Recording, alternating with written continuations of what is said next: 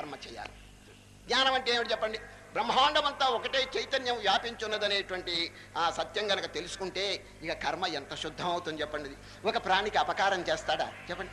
తనకు తాను ఎట్లా అపకారం చేసుకోవడం, ఏ ప్రాణికి కూడా బాధ కలుగు చేయడు. ఇది ఎప్పుడు సంభవిస్తుంది?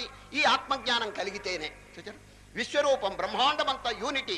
Although we see diversity in the universe, there is unity అనేటువంటి సత్యం గనక వాడికి తెలుసుకుంటే ఇంకా ఏ ప్రాణికి అపకారం చేయడండి. సరే, కర్మ ఎంత శుద్ధమైంది?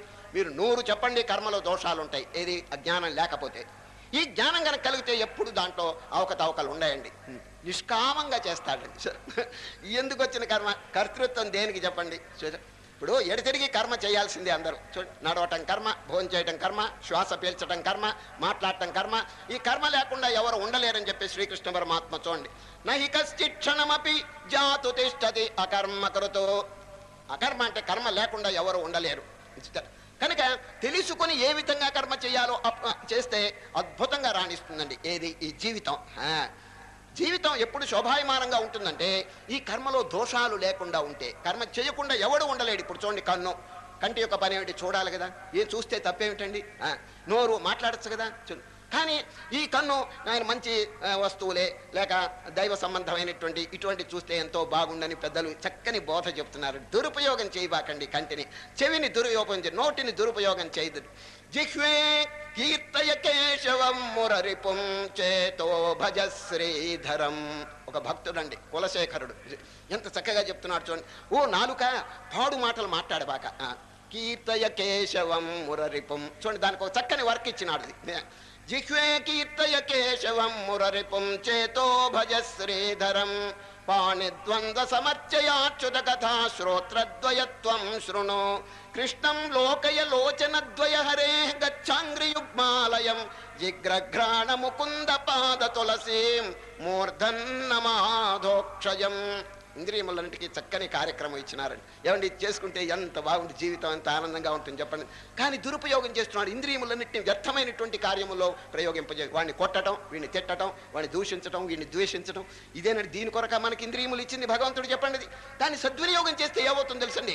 ఆ ఇంద్రియముల యొక్క కార్యములు పవిత్రములైపోతే ఇక మానవుడి యొక్క చిత్తం నిర్మలం అవుతుందండి. సరే, ఇంద్రియములు ఎప్పుడు శుద్ధమైందో మనస్సు శుద్ధం అవుతుందండి. అప్పుడు మనస్సు శుద్ధమైతే అంతరాత్మ అయినటువంటి పరమాత్మ యొక్క సాక్షాత్కారం కలుగుతుందండి. ఇదేనండి జీవిత లక్ష్యం.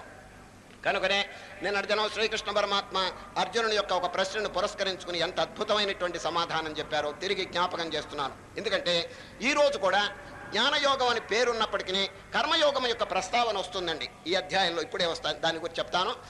కాబట్టి కర్మయోగాన్ని గురించి మనం ఈ అధ్యాయంలో కూడా కొంచెం జ్ఞాపకం ఉంచుకోవడం మంచిదండి. అది సరే, అర్జునుడు ఏమడిగినారు చెప్పండి?